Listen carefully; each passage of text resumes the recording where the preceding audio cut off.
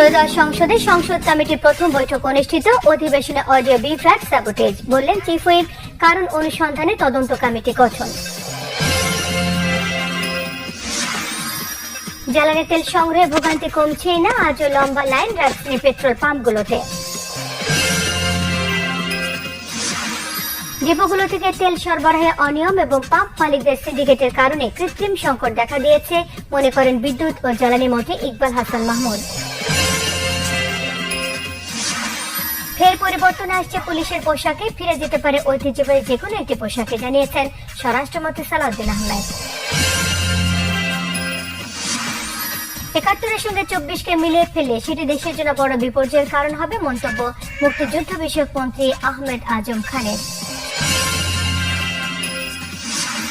৫৩৬টি স্কুলে পর্যায়ক্রমে মশক নিধন কার্যক্রম চালানো হবে, জানিয়েছেন ঢাকা উত্তর সিটির প্রশাসক শফিকুল ইসলাম খান মিল্টন।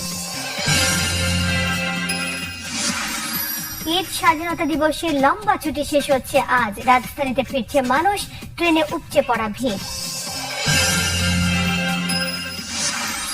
ইরানের বিদ্যুৎ কেন্দ্রগুলোতে হামলা ১০ দিনের জন্য স্থগিত করলেও দেশটির পারমাণবিক স্থাপনায় হামলা চালিয়েছে যুক্তরাষ্ট্র ও ইসরায়েলের জোট বাহিনী। নেপালের সাবেক প্রধানমন্ত্রী কেপি শর্মা ওলি এবং সাবেক স্বরাষ্ট্রমন্ত্রী রমেশ লেখক গ্রেপ্তার, জেএনজি বিক্ষোভকারীদের ওপর প্রাণঘাতী হামলার অভিযোগ। মৌরিতানিয়ার বিপক্ষে বিশ্বকাপ প্রস্তুতি ম্যাচে ২-১ গোলে জিতেছে আর্জেন্টিনা,